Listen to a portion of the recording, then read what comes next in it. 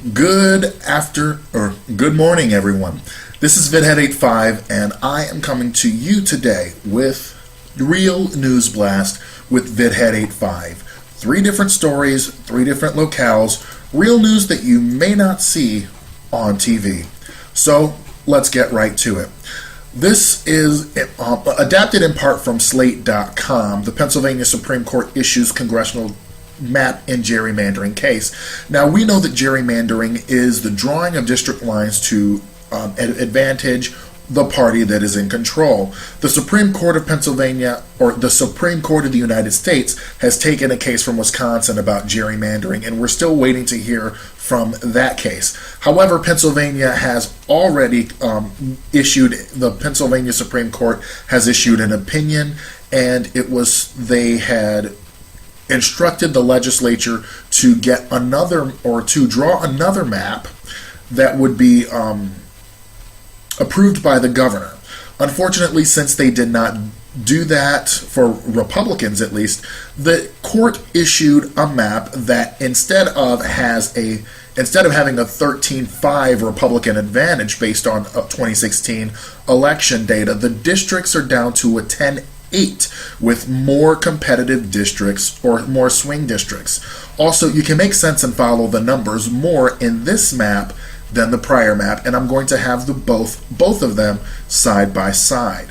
So basically, Republicans are now wanting to sue over these districts, but as the case was about state law and the state constitution, it may not be successful. The new map is a lot fairer and contiguous. The districts are drawn in a way that actually makes sense. In the second story, we're going to go off to St. Louis, and this is from rivertimes.com, and the article adapted in part from the article, "After Annie Rice's victories, Democrats weigh punishing her supporters." So when the St. Louis alderman race for Ward 8, Annie Rice and Paul Phelan were both on the Democratic Central Committee and running for alderman. The committee endorsed Phelan, and even after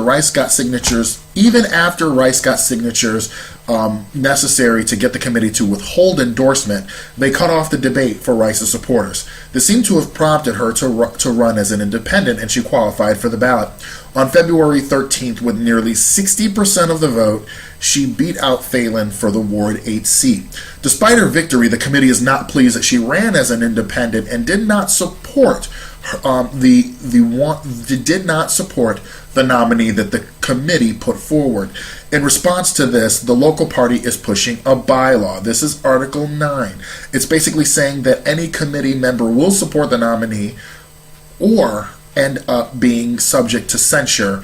And then Article 10 actually goes a bit further and saying that anybody who challenges an insurgent candidate like Rice will have to go before the committee to determine the validity of the complaint, and if a 2/3 vote for censure is granted, it could also lead to not being able to defend oneself in front of the committee or being stripped off of it. Censure lasts 6 months, but they can also remove anyone at any time in their 4-year term.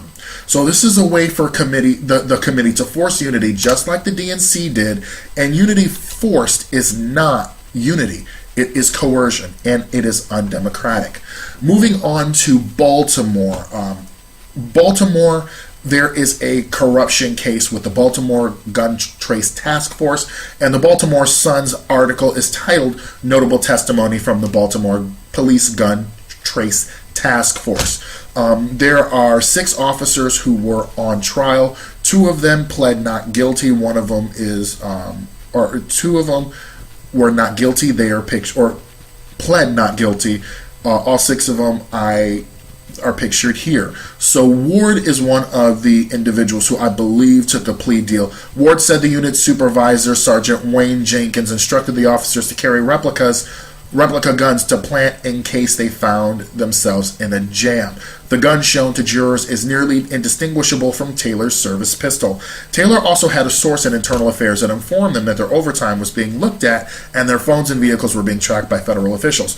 One person on the task force had claimed overtime while on vacation in South Carolina. Ward testified that he and Taylor conducted a trash run on a home in preparation for obtaining a search warrant. They found marijuana residue in the target's trash. However, it belonged to another resident. They still got another warrant falsely claiming the drugs had been found in the target's trash can. This is, again, from the Baltimore Sun. A gentleman named Stepp, who was also in this ring, said that in April 2015, during the Freddie Gray riots, Jenkins walked into Stepp's garage carrying 2 garbage bags full of looted pharmaceutical drugs. Police said in 2015 that they believe the influx of drugs looted during the riots was helpful in fueling the city's spike in violence. From the Vox article titled 8 Cops Allegedly Used an Elite Baltimore Police Team to Plunder the City and Its Residents, it talks about July 2016, where the officers allegedly picked up a married couple, though there was no evidence of any crime, found out the couple had $40,000 in a house outside the city, proceeded to scour the property for cash. They took $20,000 before they called other law enforcement to the home, arguing that they had uncovered criminal activity with no evidence of a crime. The cops also once reportedly found a pound and a half of marijuana in an illegal warrantless search. What did they decide to do? They sold the drugs and firearm back onto the streets. One officer said that the unit carried BB guns in case we accidentally hit someone or got into a shootout, so we could plant them. So here it is. A group of police officers tasked with serving and protecting, and again, this is police culture. This is a get the results at any cost, get the results any way you possibly can. And meanwhile, they are running a criminal empire, a criminal enterprise. But yet they're supposed to be the ones tasked with serving and protecting. And yet, here we are. Now, one gentleman in a video from the Real News Network said that he did not believe anything until he saw the cuffs on the officers. This is egregious. This is horrible. This is something that is disgusting. And personally, I am all in favor of community policing, because we see what happens when we have officers who probably I don't even know if they live in Baltimore. They probably don't. But this is something this is one of the worst cases I have ever seen of police corruption, and I'm pretty sure there are more that I haven't. But wow is all I have to say, and I hope I hope all these officers spend the rest of their life behind prison in general population. So this has been the Real News Blast with Vidhead85. Thank you so much for joining me. And I also want to recommend a few other Real News channels. They're called Jimmy Dore Show, The Rational National, The Humanist Report, The Real News Network, and The Dave Pakman Show. I would highly recommend all of these channels because they are awesome. They are very progressive. And also click the bell, because a lot of these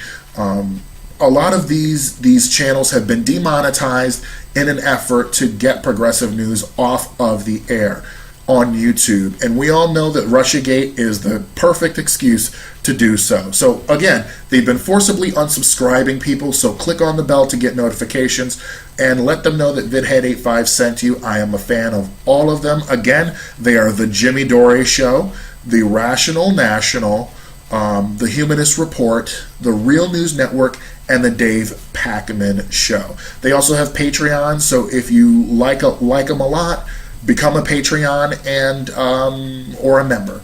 Oh, and also the Young Turks, of course. See you later. Thank you so much.